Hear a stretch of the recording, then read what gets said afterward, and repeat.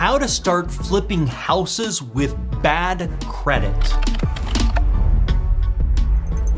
It's gonna be a little more challenging to flip a house with bad credit. Yeah, it's going to, but it's very doable. In fact, I help people all the time flip properties with terrible credit scores. And I am going to show you the best ways to still throw your hat in the ring, even if your credit score is absolutely atrocious. There's an old saying that when the student's ready, the teacher appears. The fact of the matter is the information and how to do things has always been there. You just haven't been looking for that. And I find that a lot of people with bad credit count themselves out of real estate investing because they just say, I have bad credit, where they really don't look into this. There's actually some ways to do things even with bad credit. Now, is good credit gonna help you? Absolutely. Is good credit essential to you being able to build cash flow? Yes, it's very, very helpful. You could do it without it, but I highly recommend it.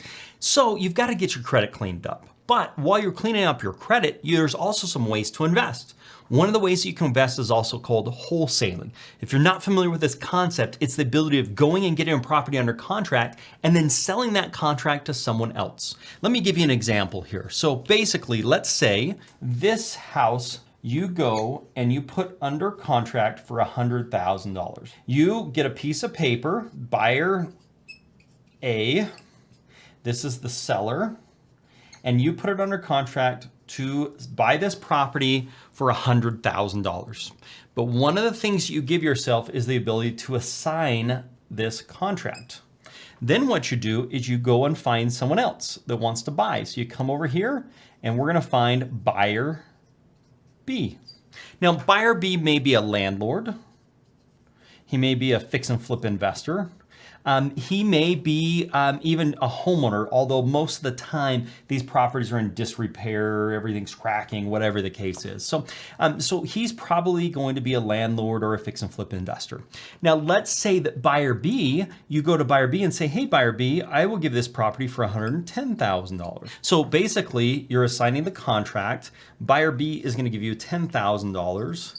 And then buyer B is gonna move forward with the purchase of $100,000 with this property, and you got your $10,000 and you move on with life, okay? So why does this work? You never have to get a loan on the property. Now, buyer B may go get a loan on the property or they may pay cash, but you don't ever have to go and do that. What you have to do is find what are called cash buyers. And what you do to find cash buyers is you look in the area. So let's say this was in a specific zip code or a specific county, and we look in that county and say who all are cash buyers, and then we can contact these cash buyers, ask them what they're looking for in a property, and then we can go find properties just like they're looking for, and we already know these guys are interested and wanting to move forward with it. This is called the art of wholesaling. This is something that you can do even if your credit is not great. The other thing that you can do if your credit's not great is you can actually bring in a credit partner. There's lots of people out there that have great credit that want to get their credit and sometimes even their money working for them rather than just having it sit in the bank. So this is kind of a partnership. Now, this could be a formal partnership or this could be a deal by deal partnership, but let me explain basically how this would work. You go find this guy and he's got credit, or he's got money, he's got cash, okay? Or he has a combination of both. There's also a little thing where he could actually use his good credit to actually get a loan so that he would have some more cash. So there's that option as well. Basically what happens is you find somebody like this and you say, hey, this cash you've got is making nothing in the bank right now. So why don't we put this cash to work? And you say, here's the deal. I will go find the property. I will manage the rehab. How do you draw a hammer? I don't know. This is a horrible hammer. Yeah, that's not a great hammer. I'll manage the rehab on the property. And you are gonna put up your credit, you're gonna put up some money, and then we'll split the profits. Now, there's a couple of ways that you can structure a deal like this. You can structure this deal as a joint venture. You can structure this deal as a loan. So if you're gonna structure this deal as a loan, you basically say, hey, Bill, let's say this is Bill Moneybags. You can say, hey, Bill, you know what? I'll pay you 10%. or I'll pay you 15%. And I'll just pay you 15% on whatever money you bring to the table. So, you could do something like that. So Bill could go and get a loan from a hard money lender, and then he could bring maybe some of his own cash. And then you could say, hey, we'll pay you 15% on your own cash that you bring to the table for however many days we have that out. We'll pay you the 15% annualized for however many days you have it out. And then you'll make that, plus we can do a profit split. So a straight up loan means you owe them the money no matter what. If you don't sell the property for what you think, you're going to be responsible to pay this money back to Bill. Okay. The other way that you can do this is you can do a percentage split where you're doing what's called an equity deal. An equity deal basically is, Bill, you put up the money and you go get the loan.